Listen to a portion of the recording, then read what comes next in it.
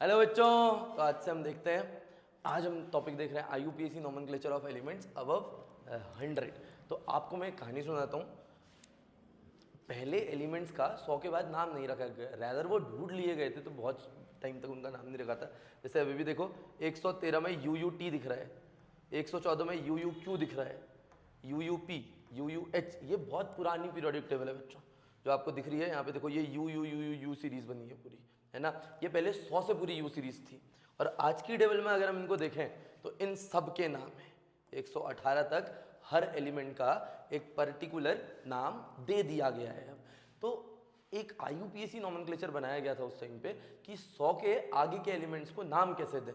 तो बाबू वही IUPAC nomenclature आज हम पढ़ने जा रहे हैं, जिसको हम कहते हैं IUPAC nomenclature of elements above Z बराबर 100। मतलब 101, 102 से 118वें एलिमेंट अगर 119वां 120वां भी ढूंढ लिया गया तो हम लोग नाम कैसे रखेंगे, ये आज हम पढ़ने जा रहे हैं। नोमेनक्लेचर बहुत सरल है, आपको 5 मिनट में समझ आ जाएगा।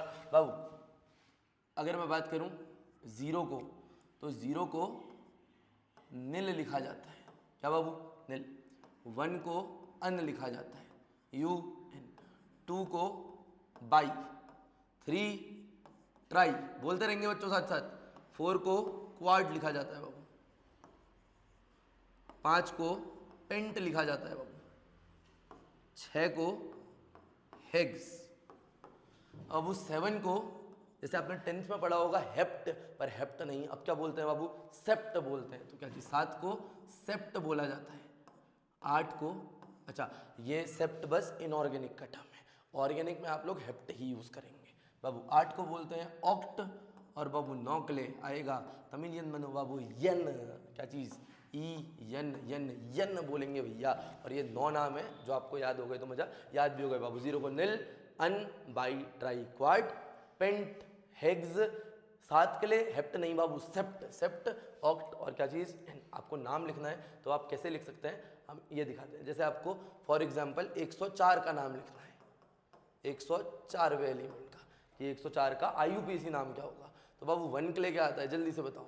1 के लिए आता है अन, 0 के लिए आता है निल, और बाबू 4 के लिए आता है क्वाट। तो बाबू नाम क्या बन गया? अन, निल, क्वाट। बाबू हर नाम के पीछे से आप लोग ऐड करोगे ईएम। तो बाबू क्या चीज? Add EM at last of every name, every name. तो बाबू हम लोगों ने हर नाम के पीछे से ईएम ऐड करना है, तो नाम क्या बन जाएगा? अन, निल, क्वाड, ईएम। ये तो IUPAC नेम हो गया। अब IUPAC सिंबल कैसे थे? तो अब वो सिंबल के लिए कुछ नहीं करना होता। Use first letter capital, first letter capital.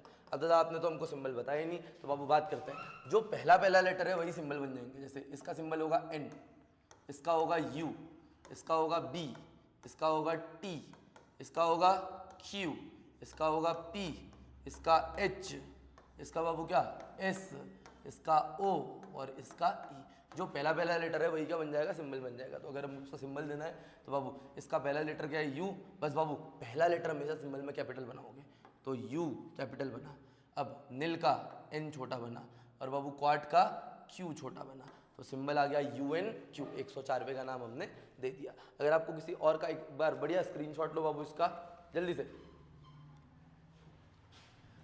अगर आपको किसी और का नाम भी देना है, जैसे क्वेश्चन ज़्यादातर 119वें में आता है, 119वें का नाम दो कहते हैं, क्योंकि आज तक ढूंढा नहीं गया और अब ढूंढने की पहल शुरू हो गई है। तो बाबू 1 के लिए आएगा अन, दूसरे 1 के लिए भी अन, 9 के लिए आएगा बाबू क्या? यन, यन।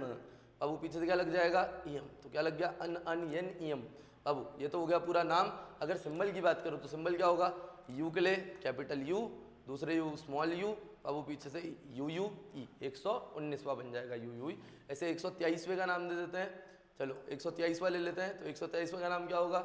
1 के लिए होगा बाबू क्या? अन, बाई, ट्राई, बाबू ईएम पीछे से सबके लगेगा, तो अन, बाई, ट्राई, ईएम नाम हो जाएगा। सिंबल बनाओगे तो बाबू U कैपिटल, छोटा भी बाबू छोटा 2, तो क्या UBT। ये था हमारा IUPAC नॉमेनक्लेचर।